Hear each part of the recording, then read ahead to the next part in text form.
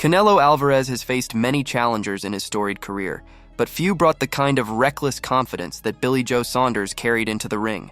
Long before the opening bell, Saunders taunted, teased, and provoked, declaring he would tie one hand behind his back and still be capable of smashing the Mexican superstar. He portrayed Canelo not as an indomitable champion, but as just a little man with a pair of boxing gloves. It was brash, it was bold, and it was the kind of talk that only a handful of fighters have ever dared to direct at Alvarez. History, however, shows that such an approach rarely ends well. The fight promised to be Saunders' crowning moment, the chance to take his 30-0 record and transform himself from a slick, talented operator into a bona fide legend. The purse was enormous, the stakes even greater, and the timing seemed perfect. At 31 years old, Saunders had reached the point where hesitation meant fading into the realm of what could have been. His demolition of David Lemieux years earlier had revealed the full extent of his skill: fast hands, sharp feet, and a confidence bordering on arrogance. But since then, his career had become a cycle of promise interrupted by controversy, his talent overshadowed by lapses in judgment outside the ring. For Canelo, this was just the next name on a growing list of British fighters he had toppled. Liam Smith, Rocky Fielding, Callum Smith, all had fallen, each in their own way exposed by the relentless efficiency of the Mexican champion. Saunders, though, offered something different. A southpaw with evasive skills and a flair for showboating, he seemed tailor-made to frustrate Canelo, to jab, move, and dance his way into stealing rounds.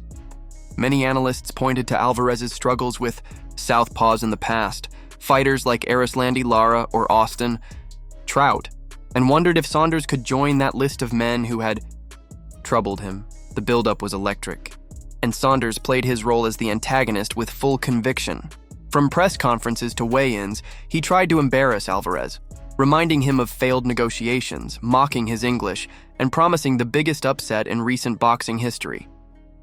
He seemed to channel the same gypsy fighting spirit that Tyson Fury had carried into Germany against Vladimir Klitschko, portraying himself as the fearless traveler who would dethrone the king in hostile territory. But while Fury's words had been backed by a towering frame and unorthodox brilliance, Saunders' challenge carried far greater risks. From the opening bell in Texas, it was clear Canelo was on a mission. Every punch he threw carried venom. While Saunders moved and probed cautiously, Alvarez planted his feet, stalking with bad intentions, looking to break his opponent down piece by piece. Ringside observers noted it early. The right uppercut was there, lurking like a shadow. Canelo threw it more than once in the opening rounds, and every time it missed, it seemed only a matter of inches away from disaster for Saunders. To his credit, the Brit did not freeze. In the middle rounds, Saunders found rhythm, sticking out his jab, landing clean combinations, and even showboating with his tongue out, a trick straight from Tyson Fury's playbook. For a brief moment, the fight tilted.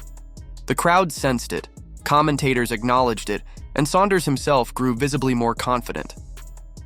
Canelo, though, never wavered. His face betrayed no frustration. He had seen this script before, weathered the storm, and knew patience would open the door. And then came the shot. A single devastating uppercut in the 8th round shattered Saunders' orbital bone, instantly changing the trajectory of the fight. His face caved in, his vision blurred, and the reality of Canelo's power was laid bare. Saunders finished the round, bouncing lightly on his feet as if nothing had happened, but the damage was written across his face. In the corner, his team made the only decision they could.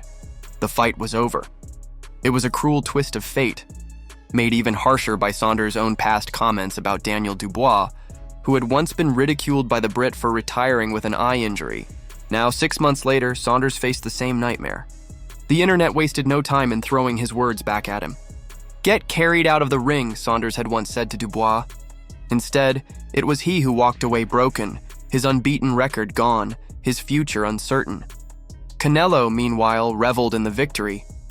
Before the fight, his trainer Eddie Reynoso had promised punishment, not just a win, and Alvarez delivered exactly that. He lifted his hands to the roaring crowd of 70,000 at AT&T Stadium, a gladiator basking in the chaos he had unleashed. For Alvarez, this wasn't just another defense, it was personal. He had bristled at Saunders' disrespect, at the mockery, and in the end, he relished the chance to silence him in the most brutal way possible.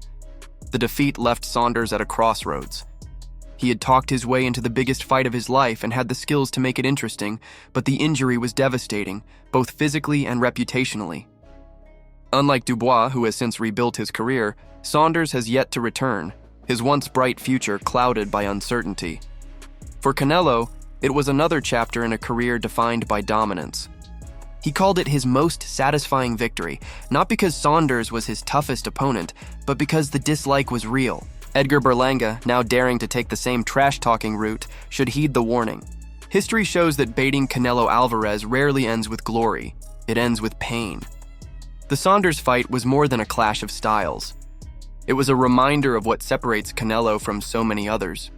His ability to stay calm under pressure, his knack for finding the shot, and his refusal to be rattled by words or antics make him a champion in every sense. Saunders tried to humiliate him. Instead, he became another cautionary tale. Another name etched into the legacy of a man who thrives on turning disrespect into destruction. And so, the lesson remains clear. You can taunt him, mock him, even try to humiliate him.